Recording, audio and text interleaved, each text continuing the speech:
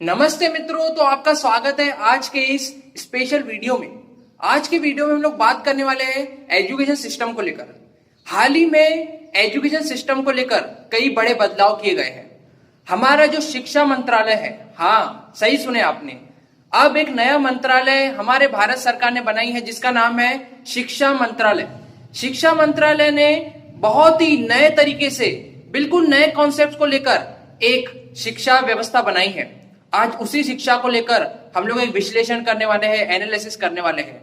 क्या लगता है मुझे कि ये क्या सही है और इसमें क्या क्या और चीजें ऐड होनी चाहिए, आज हम लोग उस विषय पर बात करने वाले हैं। उससे पहले मैं सभी टीचरों को और उन सभी अभिभावकों को जो ये चाहते थे कि एजुकेशन सिस्टम चेंज होना चाहिए, उन सबको मैं बहुत सारी बधाइयां देना चाहता हूं।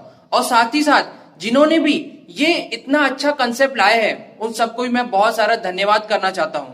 और खासकर मैं भारत सरकार को धन्यवाद करना चाहूंगा जो धीरे धीरे करके सभी क्षेत्रों में बदलाव लाते जा रही है और अब उनने शिक्षा व्यवस्था को भी बदलने की पहल शुरू कर दी है। तो चलिए बिना किसी देरी के इस वीडियो को शुरू करते हैं। तो सबसे पहले बात करते हैं उन चीजों की जो इस नए एजुकेशन पॉलिसी में कल उन्होंने बताया। कई सारी चीजें न्यूज मीडिया के माध्यम से और यूट्यूब चैनल के माध्यम से और व्हाट्सएप के माध्यम से भी आपको पता चल गई होंगी, पर मैं आपको वही चीजें बताऊंगा जो सबसे इंपॉर्टेंट है। ये वो चीजें हैं जिससे हमारा एजुकेशन सिस्टम पूरी तरीके से बदल जाएगा। तो सबसे पहला पॉइंट है और वो है 5+3+3+4 सिस्टम। ये सिस्टम क्या है? देखिए, पहले हमारे जो एजुकेशन में सिस्टम था वो था 10+2 का। मतलब बच्चा फर्स्ट से 10 तक के पढ़ता था, उसके बाद उसको चॉइस करने का मौका मिलता था कि वो साइंस लेगा, कॉमर्स लेगा या आर्ट्स लेगा। फिर वही 11-12 में वही चीजें पढ़ता था। पर अब उन्होंने 5+3+3+4 सिस्टम लाए हैं। मतलब कि नर्सरी, KG1, KG2, फर्स्ट और सेकंड, इन 5 क्लास को मिला के उन्होंने एक ग्रुप बनाया है जिसमें वो बच्चों का पूरा फाउंडेशन क्लियर करेंगे। और ये जो पूरा फाउंडेशन कोर्स रहेगा ये एनसीईआरटी डिजाइन करेंगी।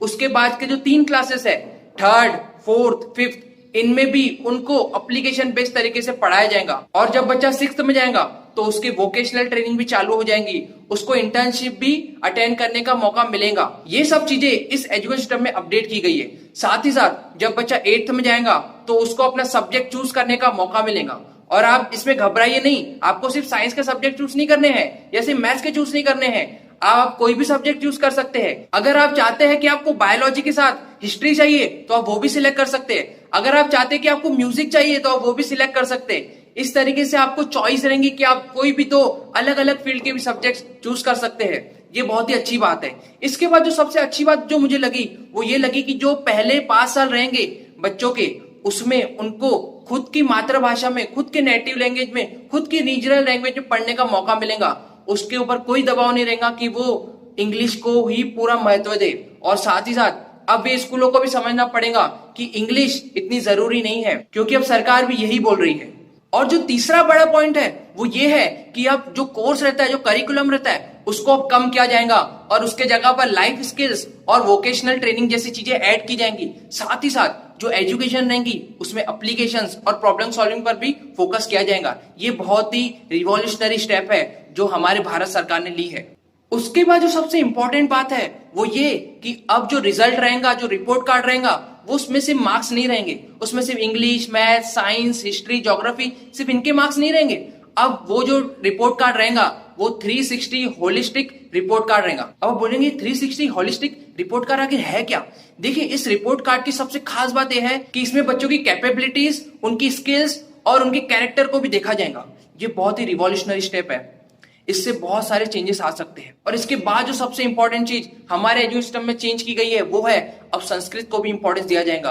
कई सारी चीजें हैं जो अभी भी संस्कृत में है और वो बहुत ज्यादा इंपॉर्टेंट है, पर हमको संस्कृत ना आने की वजह से हमको पता नहीं रहती है। तो अगर हम लोग संस्कृत सीखते हैं, उसमें अगर हम लोग आगे रिसर्च करते हैं तो वो सब चीजें हमको और अच्छी तरीके से पता चलेंगी। तो अभी आपके मन में एक सवाल उठता होगा, क्या सब अच्छी चीजें उन्होंने अपडेट की है? क्या ऐसी कोई चीजें नहीं है जो और अच्छी तरीके से हो सकती थी? तो आज मैं आपसे वही विषय पर बात करने वाला हूँ।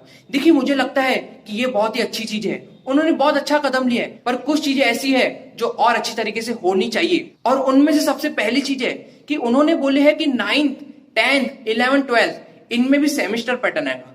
अगर आपको सेमेस्टर पैटर्न नहीं पता है तो मैं आपको बता दूं कि डिग्री कॉलेज में ऑलरेडी सेमेस्टर पैटर्न चलता है। सेमेस्टर पैटर्न में ये होता है कि साल में 2 बार एग्जाम होती है, एक 6 महीने के बाद और दूसरी फिर से 6 महीने के बाद। इसमें जो बच्चा रहता है वो पूरा 6 महीने पढ़ता है और फिर एग्जाम देता है, और बाकी के 6 महीने पढ़ता है उसकी भी एग्जाम देता है, और फिर दोनों के जो मार्क्स रहते हैं वो जुड़ते हैं। इस पैटर्न का फायदा यह है कि जो बच्चा रहता है वो पूरे साल भर पढ़ता है।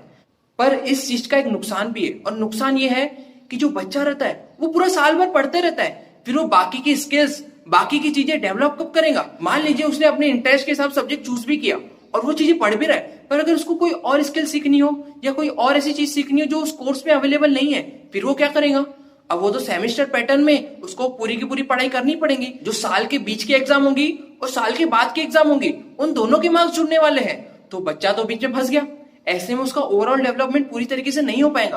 तो मुझे ऐसा लगता है कि सेमेस्टर पैटर्न नहीं आना चाहिए। सेमेस्टर पैटर्न होने की वजह से बच्चा तो सफर करेगा ही, बच्चे को तो तकलीफ होंगी, उसको भी अपने आप को बहुत ज्यादा पुश करना पड़ेगा, और हो सकता है कि वो कई सारी नई स्किल्स को ना सीख पाए।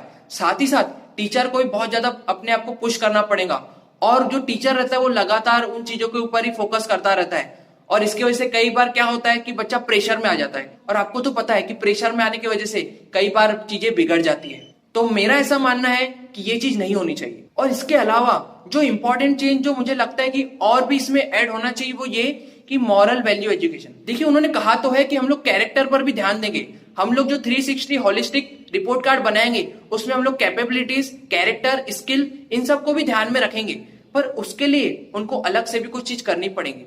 उसके लिए अलग से करिकुलम डिजाइन करना पड़ेगा, अलग से बच्चों को एक कोर्स डिजाइन करके देना पड़ेगा जिसमें जो टीचर्स है वो बच्चों को मोरल वैल्यूज सिखाए, उनको संस्कार सिखाए, उनको सिखाए कि लोगों के साथ बात कैसे करना है, बच्चों के साथ किस तरीके से बात करना है, किस तरीके से अपने आचरण को ठीक करना है। ये सब भी मुझे लगता है कि उनको बताया जाना चाहिए। इसके लिए एक अलग से चीज उनमें डिजाइन होनी चाहिए, अलग से चीज ऐड होनी चाहिए। अगर आपको लगता है कि मैं ये बात सही बोल रहा हूँ, ये चीज उनको करना चाहिए अलग से, तो आप मुझे कमेंट में जरूर बताएं।